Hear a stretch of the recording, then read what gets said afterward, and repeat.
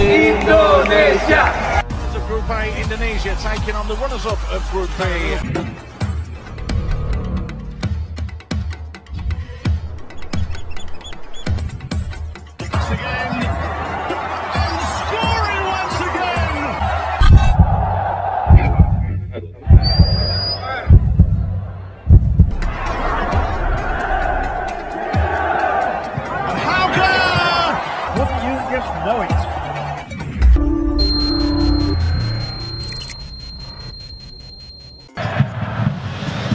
Rizky Ridho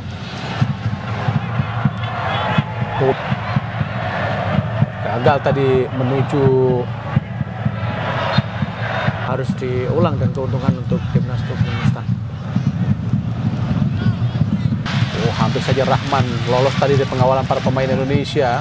Ivar Yener ke belakang pada Elkan Bagot, kembali pada Yener. Ini yang diharapkan bermain sepak bola saat ini, Bung Maruf. Berani bermain, melakukan kilap dari bawah seperti tadi. Serangan Turkmenistan putus di kaki Ivar Yener. Kini Elkan Bagot,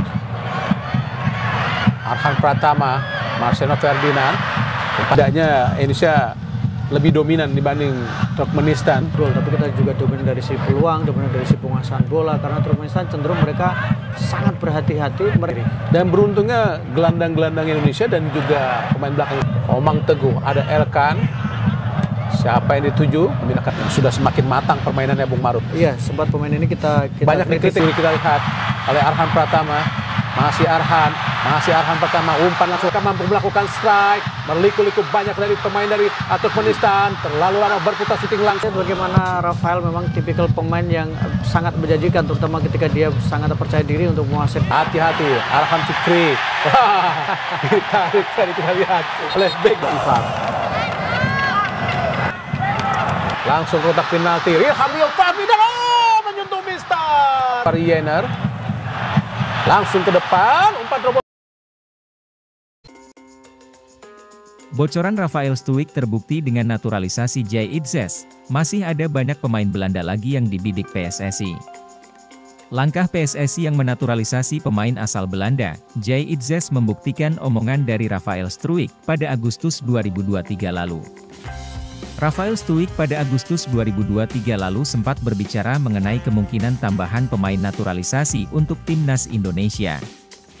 Kabar itu diutarakan langsung oleh Rafael Struik saat sesi wawancara dengan salah satu media Belanda, Omroep West.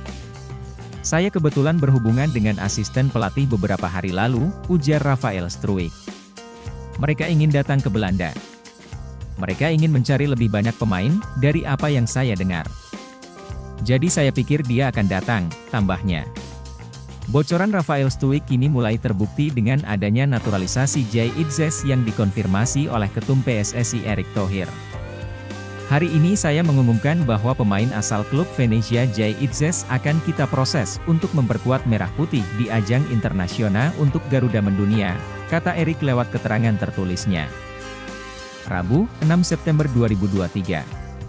Itzes masih berusia 23 tahun. Karirnya sedang menuju puncak. "Jadi pemain ini adalah pemain yang sangat potensial dan akan insya Allah akan menambah kekuatan timnas kita," tambahnya. Jay Itzes adalah pemain setinggi 190 cm berusia 23 tahun asal Belanda. Ia disebut-sebut memiliki keturunan Indonesia dari kakek dan neneknya yang berasal dari Jakarta. Jay Itzes mengawali karir di Akademi PSV Eindhoven. Kemudian secara bergantian ia membela PSV Youth, VVV Youth dan Eindhoven Youth, hingga pada musim 2020, ia pindah ke Go Ahead Eagles. Pada musim lalu, Itzes bermain 32 kali di Go Ahead Eagles dengan raihan 1 gol di Eredivisie. Kemungkinan, Jay Itzes bukan pemain Belanda terakhir yang bakal dinaturalisasi. Rafael Struik mengatakan PSSI mencari banyak pemain, sehingga masih ada beberapa pemain yang jadi bidikan untuk membela timnas Indonesia. Hal ini juga diperkuat oleh berita dari media Belanda, Aberdeen Live, yang menyebut ada setidaknya 3 pemain Belanda yang bisa berganti kewarganegaraan ke Indonesia. Back Go Ahead Eagle, Jay Itzes, dilaporkan akan beralih tim nasional di level internasional, tulis Aberdeen Live. Sang pemain bertahan dikabarkan termasuk di antara 3 pemain yang saat ini bermain di Belanda yang dipertimbangkan dipanggil timnas Indonesia. Jika Idzes memutuskan membela timnas Indonesia, dia akan bermain di Piala Asia 2023 yang akan berlangsung pada Januari 2024, tambahnya.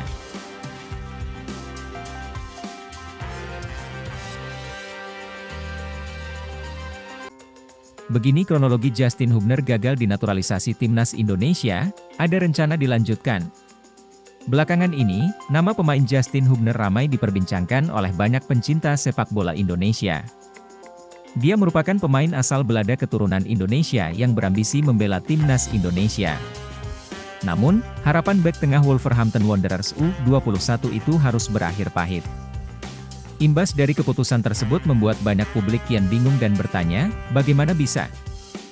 Berikut Okezone merangkum beberapa sumber, Senin, 11 September 2023, terkait kronologi Justin Hubner gagal dinaturalisasi timnas Indonesia. Kronologi Justin Hubner gagal dinaturalisasi. Kabar yang berembus gagalnya Justin Hubner dinaturalisasi oleh timnas Indonesia belakangan ini banyak dicari oleh publik. Padahal Justin Hubner bahkan sudah turut mengikuti pemusatan latihan bersama timnas Indonesia U20 di Eropa. Akan tetapi, nasib naturalisasinya jadi diragukan usai timnas Indonesia U20 batal ambil bagian di Piala Dunia U20 2023. Lalu seiring berjalannya negosiasi memberikan sebuah keputusan bahwa Justin Hubner tidak dilanjutkan alias gagal dinaturalisasi timnas Indonesia. Lantas bagaimana bisa? Menurut Arya Sinulinga selaku Komite Eksekutif, Exco, PSSI, membeberkan bahwa awal kronologi utama gagalnya Justin Hubner karena pihaknya tidak bisa memenuhi permintaan Justin Hubner. Upaya negosiasi panjang telah dilakukan hingga berakhir dengan alot tanpa kesepakatan. Tidak hanya itu saja, Arya Sinulinga juga tidak menjelaskan secara detail alasan gagalnya Justin Hubner dinaturalisasi.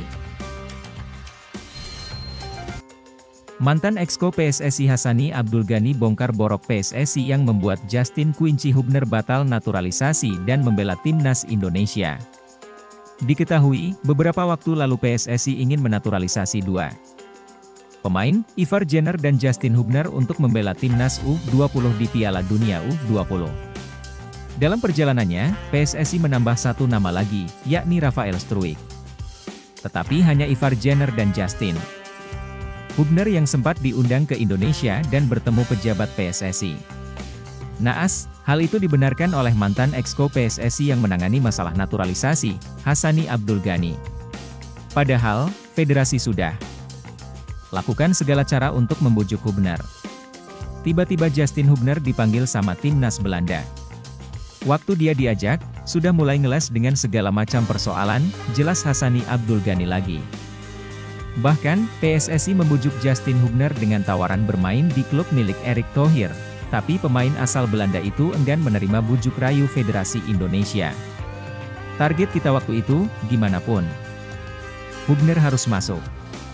Kita tawarilah dia main di klub Pak Erick yang di Inggris, dan segala macam cara, akhirnya kita tetap gagal, imbuhnya. Kesalahan PSSI berdasarkan penuturan Hassani Abdul Ghani. Awalnya ia tidak dilibatkan oleh PSSI dalam naturalisasi Ivar Jenner, Justin Hubner, dan Rafael Struijk untuk Piala Dunia U20 2023. Namun karena proses naturalisasi mentok, akhirnya ia pun turun tangan. Hanya saja, ada kesalahan dari PSSI yang membuat Justin Hubner akhirnya batal naturalisasi. Rafael, Ivar Jenner, dan Justin Hubner gak saya sentuh dari awal, tapi di ujung, saya yang menyelesaikan, ungkap Hassani. Kelemahan yang 3 di bawah terakhir ini, dibanding yang pertama saya urus, Sandy Walsh dan Jordi Amat, yang kali ini nggak ada hitam putih, tutur pria berkacamata. Itu kesalahan PSSI, menurut saya, dan itu kesalahan yang selama ini dibuat federasi, kenapa selama ini naturalisasi itu gagal. Ketika mengurus naturalisasi Sandy Walsh dan Jordi Amat, Hassani